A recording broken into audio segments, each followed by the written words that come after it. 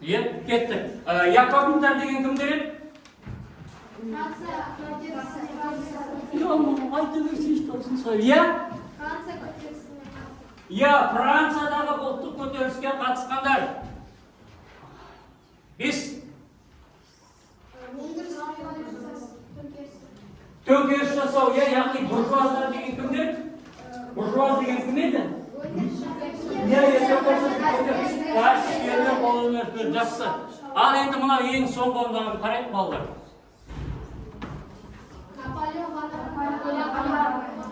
Білесіңдер ме сендер Наполеон Бонапарт математик болған?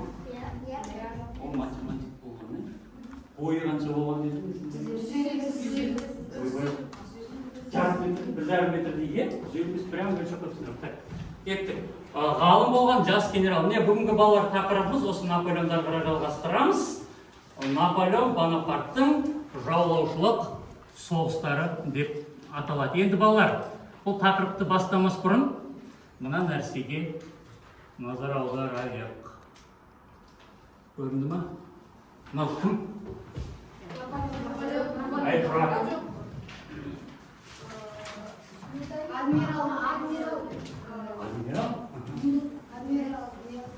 Әлемде мықты императорлар саусақпен санарлық. Бунцефал деген астында аты бар, аңыз. Ол фильмдер болады осы туралы. Мына кісі кім? Император әлемдегі, жарты әлемнің, бүкіл әлемді жаулаған императорлар. Сақтармен соғысқан дейікші ал.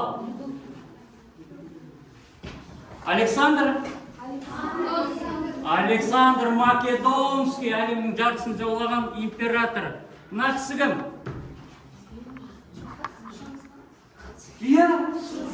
Шыңғыс хан. Бұл кісі де император, жарты әлемді жаулаған. Ал енді мына кісіні білеміз? Наполеон Бонапарт. Енді Наполеон Бонапарттың мына бір сөзін сендер білесіңдер ме, білмейсіңдер ме, қара тыңдап көріңіздер. Бұл тарихи шындық ойларында жүрсін. Егер Ресей империясына қазақтар көмектеспегенде, мен Бородино түбінде сөзсіз жеңіске жетуші едім. Қазақ еліне бір сәлем. Технологияның мүмкіндігі Наполеон қазақтарға сәлем. Сондықтан не ұқтық мына жерде? Қазақ тарихымен қандай қатысы бар екен Наполеон?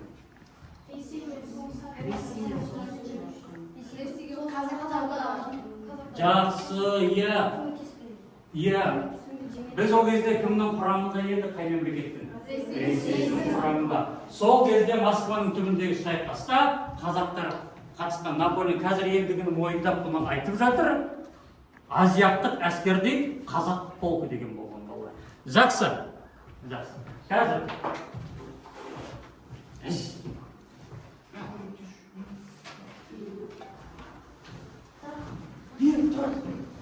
Балалар, жүкті жұмыс жасаймыз. Мына жерде сендерден оқулықты мен қарап келіңдер деп айтқам. Оқулықты ашамыз сендерде. Бұл 10-шы параграф. Жаңа тақырып Наполеонның жаулаушылық соғыстары кімге жетпеді? 2 адамға біреу. Әзір сендерге екі деп айтады ме?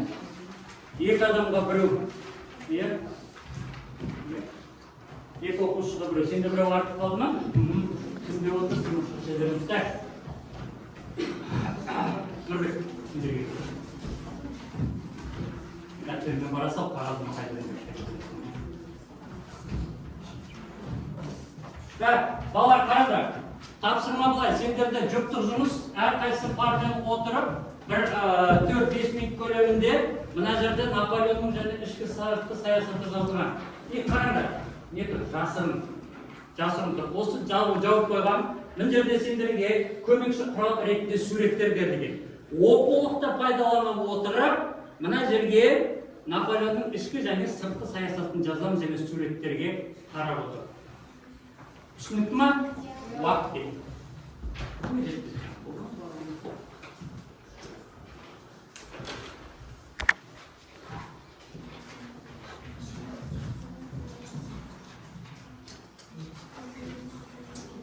Егер де Наполеонның өз суретін көріп тұрсаңдар, кім екенін білсе ол болады.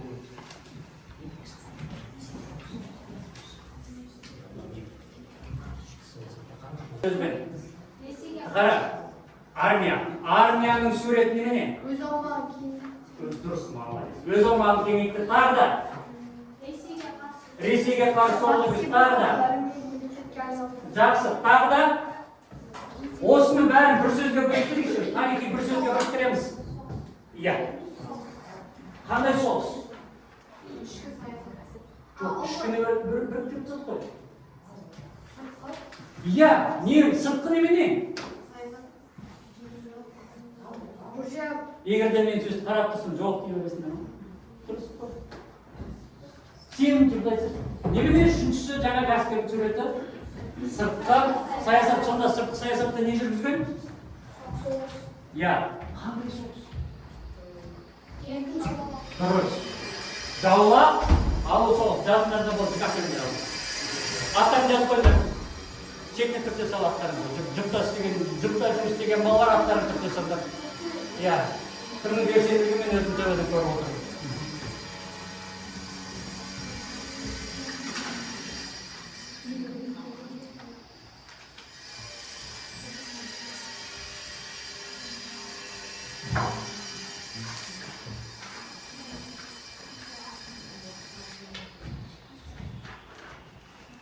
Уақытқа алға бересіз. Ол қай жерде бар бересіз. Қол. Көп сөз керек жоқ, бір-ақ сөз қолданамыз, балалар. Бір-ақ сөз қолданамыз. Болды. Қол. Өзім бастап өзім қалпым. Бұл немен ол?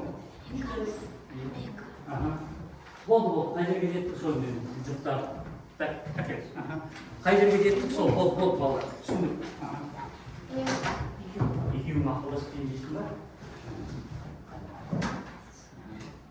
Нұрбек мал. Ол деген бәрін жазып отырып. Әріптің аяғына шейін қане болып бересің. Ұлжан бересің. Балалар, жұптық жұмыстарымен де аттарын жазып қойыпсыңдар. Жақсы. Рахмет. Ал. Ол жазуларының танылды. Енді, балалар, сонымен Наполеонның ішкі сыртқы саясатын білдік па? Яғни тізе салайық. Ішкі саясатта. Банк, заң, өнеркәсіп. Жақсы. Сыртқы саясатта жаулау соғысы жүргізген. Ішкі сыртқыны ажыраттық па? Бол, келесі жұмысқа көштік. Келесі жұмыс, мына видеодан 1-2 минут мұқият тыңдаймыз. Наполеон бүкіл Еуропаны өз қолына алды. Руссияға және Австрияға жеткізгісі келіп, ол Испанияны жаулап алғысы келеді. Оның батыстағы басты шауы біріккен корольдік болып қалады. Арал британ кемелерінің мықты қорғауында. Британия өз флотын Португалияға жібереді және жергілікті ұйымдастырулар көмегімен француздарды қуып шығады. Енді ағылшындар шығыстағы Испанияны жаулап ала алады. Бірте-бірте Франция мен Ресей арасындағы қарым-қатынасының нашарлауы басталады. Бірақ ресми түрде олар әлі одақтастар. Ресей ешқашанда Наполеон ұйымдастырған соғыстарды қолдамады және қазір біріккен корольдікке қарсы Наполеон жасаған континенталды блокада шарттарын орындаудан бас тартады. Осы оқиға Наполеонның шыдамын бітіреді және ол Ресейге шабуыл жасауға шешім қабылдайды. Ол бүкіл Еуропадан жиналған 650 мың адамнан асатын әскер жинайды және Руссия мен Австриямен одақ құрады. Осы кезде Ресей Осман империясымен бейбітшілік келісіміне қол қояды және өз әскерін шекарада жинақтай бастайды. Наполеон ресейлік императорды бейбітшілік келісіміне мәжбүрлейтін жедел әрі жеңіл жеңіске үміттенеді. Француз әскері Неман өзенінен өтеді және Ресей әскерімен кездеседі. Олардың оңтүстік флангі австриялық, ал солтүстік руссиялық әскерден тұрады.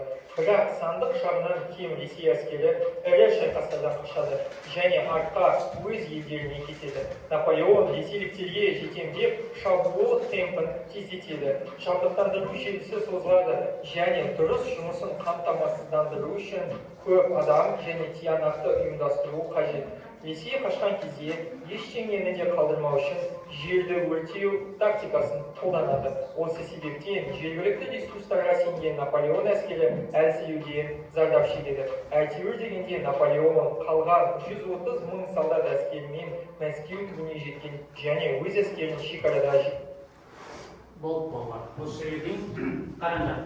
Тыңдай алдыңдар ма? Яғни Наполеонның екінші біздің қарастыратын нәрсеміз Наполеонның қай жерлерді жаулап алғаны туралы. Енді қазір сендерге мен мынандай контурный карта беріп отырмын, былай істейік. Жұптаспай. Топ боласыңдар.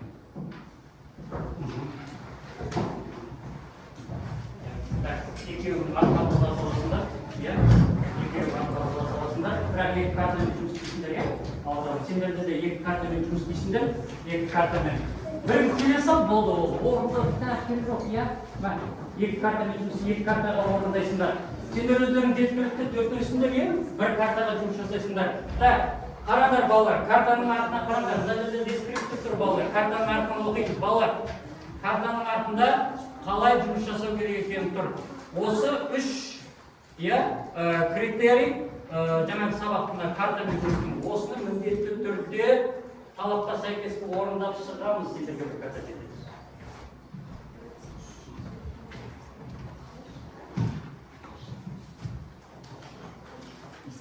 7 минут.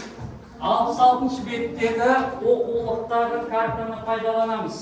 Немесе тақтадағы картаға қарауға болады. Егерде ол жеткіліксіз болып жатса, ана жерде әлемнің саяси картасы тұр. Соны қастарына әкеп қарауға болады, немесе баруға болады. 7 минут.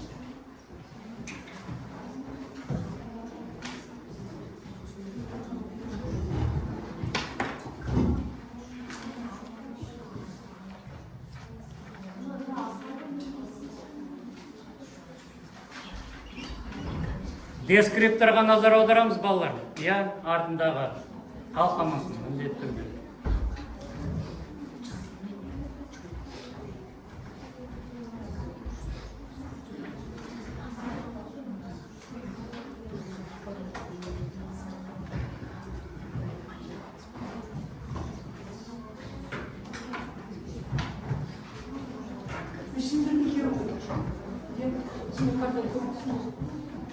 Маған қарайсыңдар да, ұрыңдар.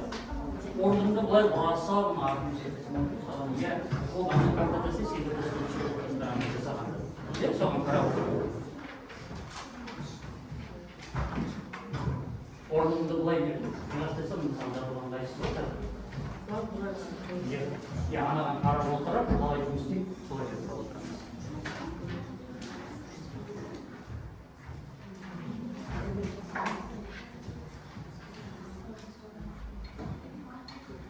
Карта былай ғой, нағарады.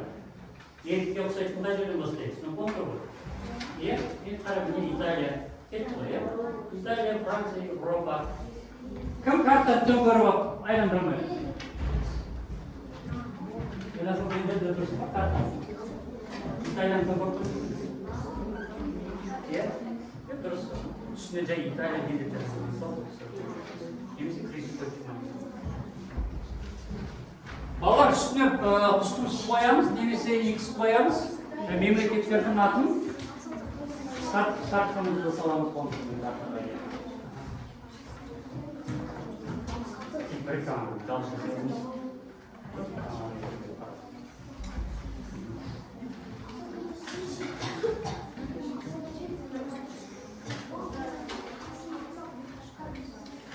Егерде артындағы тапсырма мәтін түсініксіз болса, мені шақырыңыз.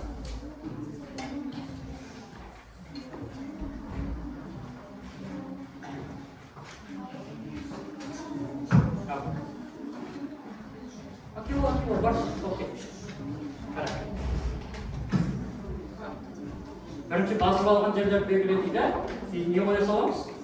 Құстымыз, X-із қоя саламыз. Екінші Лейпциг деген қай жер дейді? Германияны табамыз. Ресей, Бородино, Ватерлоо, Бельгия. Картада қарай аламыз.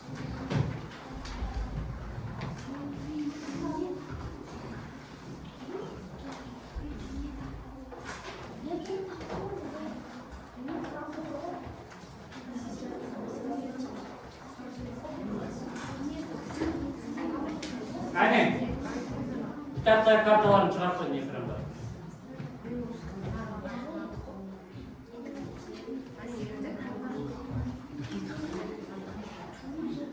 Оқулықта кішкене ол кішірейтіп берілген ғой, енді мұнда көбінен кішкене жақсы көрдім.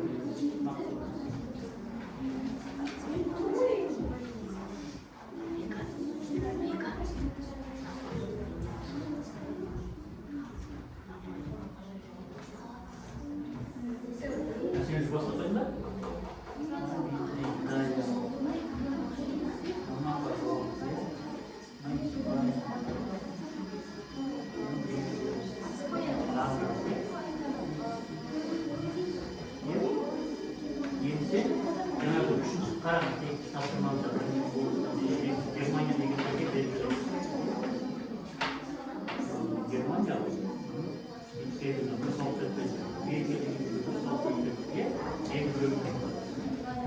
Балар соғыс өткенде домалақтай салып, бір оттың суретін салып.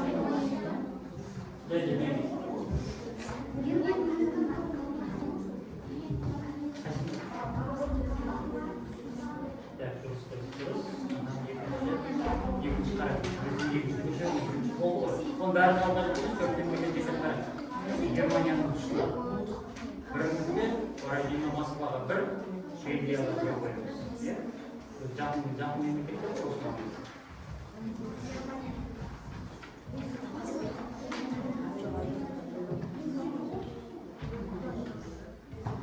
Сіз үшке жетесіз бе? Екіні бітірдім. Бірақ тапсырмам. Бірмен үште өзбек тапсырмам. Атын жазсал, ол ұзақ, қажетті Германияға Францияға, Бельгия, ол дұрыс. Сен үшінші тапсырмаған адам. Сен көрді. Қырымдар, Италия мәдесен. Италия деді. Испания. Наполеон империясы ғой, дұрыс қой, ана карта бар болсын. Енді мына жерден шығар. Мен де Германия шығарсы, мынау Бельгия. Болды ғой бірінші тапсырмасы, енді былай тұрып дейді. Енді осы жерде Германия жерінде қандай жер бар, шайқасып тұрсын? Екінші қара критерий бар, критерий бар, немен дейді?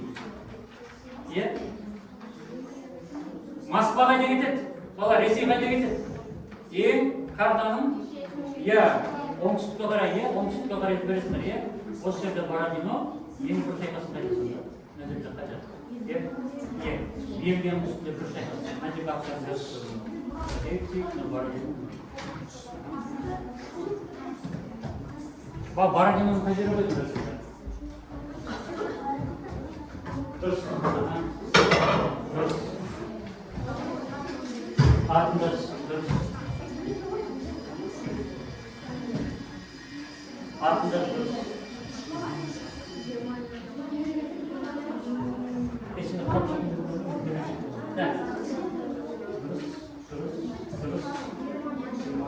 Дұрыс. Шайқастар емес, қомала. Өчкемен бастырыз.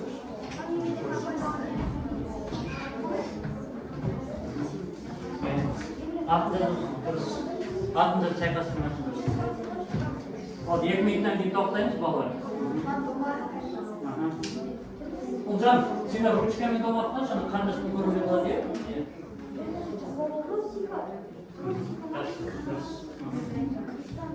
Мынаны шайқасына біздер Москвада еді. Карта екі тапсырма қарашы? Жоқ, мынаны артықтар мен.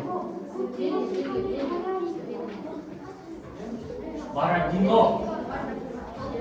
Бородино жаттап кетілер? Болды ма? Дұрыс. Жақсы ғой, сорындар отыра берсеңдер болады. Ана жақ болды. Сендерге қайсысы қалмайды? Болды, сендерге, жаңа қолықтар жатсыңдар. Әзіз көмектеспейсің.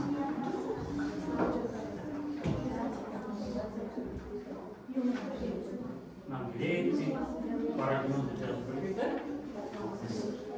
айту здесь по-русски.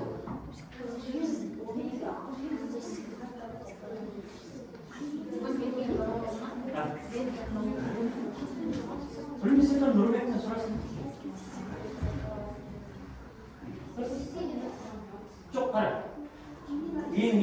қайсы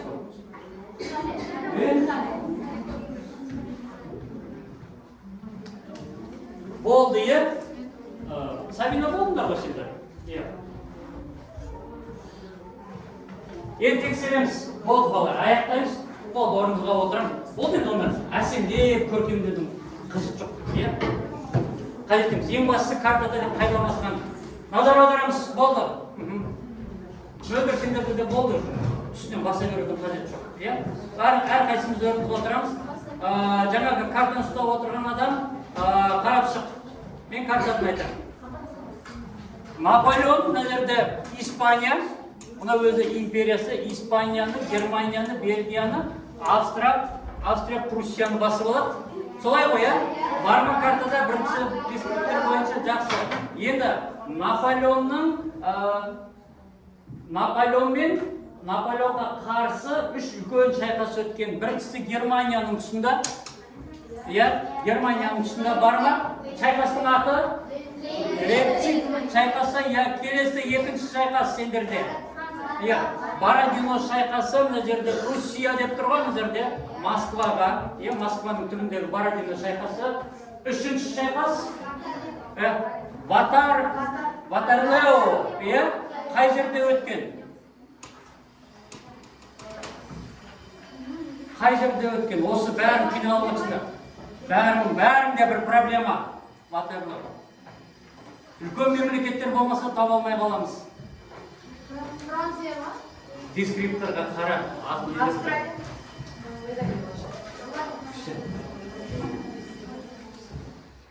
Екіншіге қарашы. Ватерлоо. Франция. Учи Франция. Келесі. Нұрбек көмектесті ме саған? Сонымен Бельгия. Так, үш шайқасты маған тізіп сал болды. Бір мемлекеттер тез. Германия. Бельгия. Ресей. Наполеонға қарсы үш үлкен осындай соғыс өткен. Так, болды. Карта жата берсін, жетпей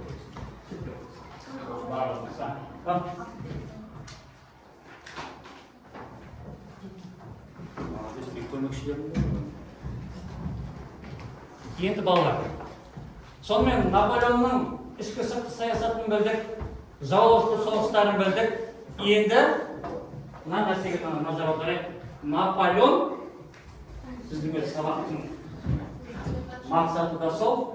Ол жаулап алды, бірақ ол жаулап алған жерлерде әлемде қандай өзгерістер әкелді. Ол ішкі саясатқа қатысты. Қазір мен сендерге кеше мен звондап Наполеон мен Шыңғысханды екеуін кездестірдім бір жерге.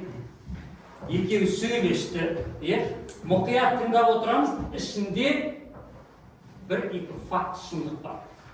Соны түртіп қоямыз. Содан кейін сол жаңағы сабаққа бізге қазір талдау барысында керек болады. Жазып отырам деп тыңдамай қалмай олар тез сөйлейді. Біз тыңдамайды императорлар. Біз екеуміз де үлкен империя құрдық. Мен біліммен құрсам, сен қылыштың күшімен құрдың. Алайда менің жасақ заңым ең қатал және ең әділетті екенін сен білесің ба? Үлкен империя құрдық. Мен біліммен құрсам, сен қылыштың күшімен құрдың. Мен Францияда сот, банк, өндіріс, кәсіпкерлерді қолдау жүйесіне келдім. Халық маған толықтай сенеді. Менің халқым аттың үстінде жүргенде сен сәулем сарайда тұрып жаттың. Наполеон, сонда не бітірдің?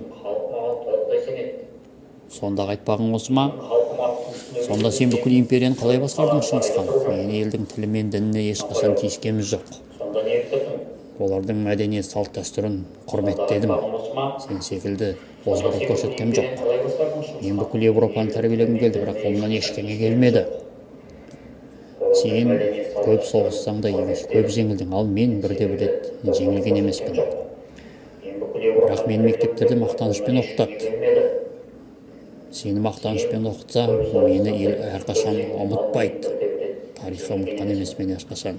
Осымен сөз бітті, Наполеон. Мектептерде мақтанышпен оқытады. Сені мақтанышпен оқытса, мені ел әрқашан ұмытпайды. Негізгі қараңдар, мен сұрақты қалай қойдым? Проблема қандай зерттеу мәселесі? Жоқ. Наполеон жаулап алды, бірақ әлемге қандай өзгерістер әкелді? Дәптерді. 2-3 минут уақыт ескеріп көріп қандай өзгеріс әкелді? Шыңғысхан қандай өзгеріс әкелуі мүмкін? Наполеон қандай өзгеріс әкелді? 3-ақ минут, өз әдері 5-ақ сөз айтылды өзгеріс жайында.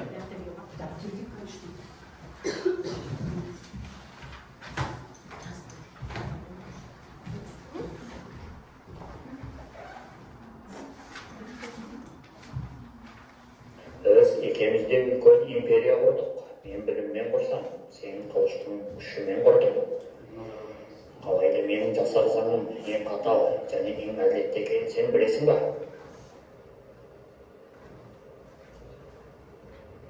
Мен Францияда сот, банк, өндіріс, кәсіпкерлерді қолдау жүйесін енгіздім. Халық маған толықтай сенеді. Менің халқым аттың үстінде жүргенде сен сәулем сарайда тұрып жаттың. Наполеон, сонда не бітірдің? Сонда айтпағың осы ма? Сонда сен бүкіл империяны қалай басқардың, Шыңғысхан? Мен елдің тілі мен дініне ешқашан тиіскеніміз жоқ. Олардың мәдениет салт-дәстүрін құрметтедім. Сен секілді озбырлық көрсеткен жоқ. Мен бүкіл Европаны тәрбиелегім келді, бірақ қолымнан ештеңе келмеді. Сен көп соғыссаң да көп жеңілдің, ал мен бірде-бірде жеңілген емеспін. Бірақ мен мектептерде мақтанышпен оқытады. Сен мақтанышпен оқытса, мені ел әрқашан ұмытпайды. Тарихы ұмытқан емес мен ешқашан. Осымен сөз бітті, Наполеон. Бұл не түрті болды?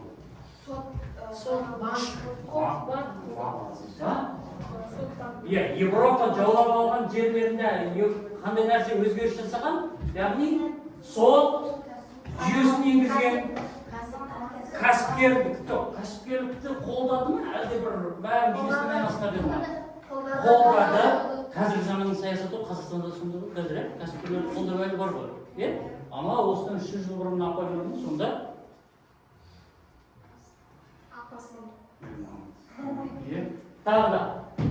тағы сот жүйесі кәсіпкерлерді қолдады. Өндірістерді қолдайды.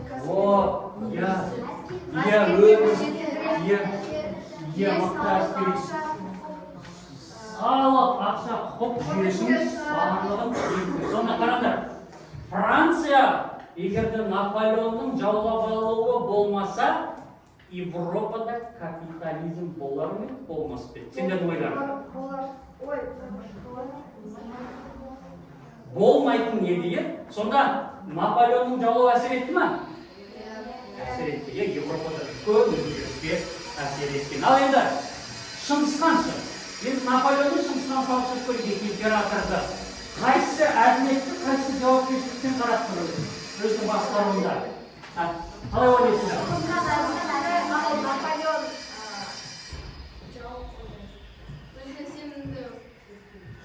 Шыңғысхан өте сенімді, не? Маған айтып қойдым, болған. Тағы не істеді? Шыңғысхан мен Наполеон салыстырып көрдік. Наполеон жаулап алған жерінде бір жаңашыл дүниені жасады. Ал Шыңғысхан жаулап алған жерінде. Бұл да тарихты сөздесін. Бұлдарына көріп, жерді тағы да отырарды еске түсірейік. Шыңғысхан не демек? 6 ай бойы отырарды аламау, 6 ай бойы отырардың осал түсін аламау деп Шыңғысхан шағатайға оқты өзін қалды. Осыдан не дейміз? Отырарды қандай нетседі? Жаулай алмады, бірақ соңында не болды? Отырарды не істеп жіберді? Жүретіп жоқ жіберді. Әлемдегі ең бірінші кітапхана отырарда болған сол жоқ. Енді қара, Наполеон ба, Шыңғысхан ба? Осы екеуі қайсысы өзінің іс-әрекетінде әділдік пен жауапкершілікке қатты назар аударады? Иә. Енді сен келісемісің? Иә. Сендер қалай ойлайсың, Бекжан? Наполеон ба, Шыңғысхан ба? Наполеон. Сен ойлайсың?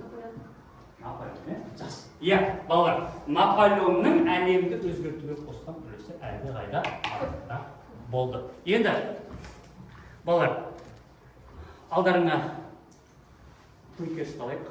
Иә, әріптерін түгендемаңдар, иә. A, B, C, D, иә, егер де жоғары көтерілсе, ол дұрыс жауап белгілейді. Енді қазір мүмкіндігін пайдаланып интернет базасын көтерсек көреміз. Енді осы екі тақырыптағы бекіту сұрақтарына назар аударайық.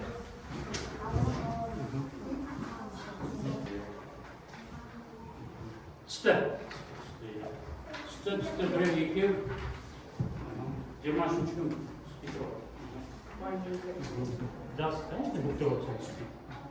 Жақсы балалар, иә. Енді бұның мониторингқа бірден шықпайды, балалар, иә.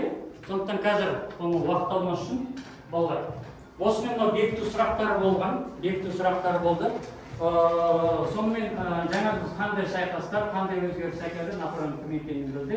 Енді былай сіздер сендерге жаңа мына ер қару, бес қару деген алдарыңа қойып қойдым. Бұл соғыс тақырыбы болғаннан кейін қазақ халқы да осы соғысқа қатысқан, бірақ ол кезде бізден ұлттық болған жоқ. Ер қару осы бес қарумен қатысып, Наполеон мен Россияның арасындағы соғыста үлкен үлес қосқан. Мынаның артына атымызды жазамыз да, өз бағаларыңды жанына қоямыз да, бір сөз кері байланысқа қолданамыз. Иә. Жоқ, бағасын бермей қойын, сен мынаны көріп ал, ер қару, бес қаруға не жатады, ол біздің ұлттық құндылығымыз ғой.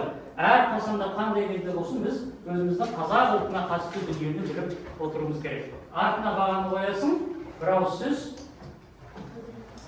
Иә, рахмет емес, кері байланыс. Енді мен иә, сендер жазғанша қосып көрейін, балалар негізі уақытта болып қалды. Маған жинап берем, сен отчетта шықса қазір.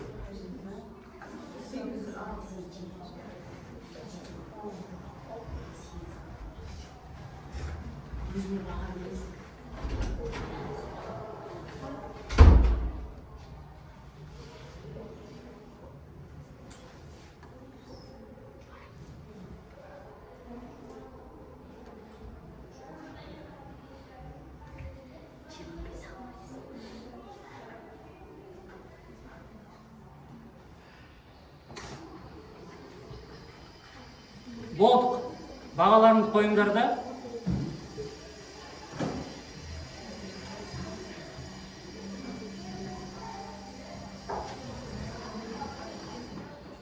Результаттарыңыз шықты балалар. Мен өз мониторинг етіп аламын, мен кабинетінде бар. Бүгінгі бағаларына осы балаларымыз қосады. Жақсы, болды маған жинап береміз.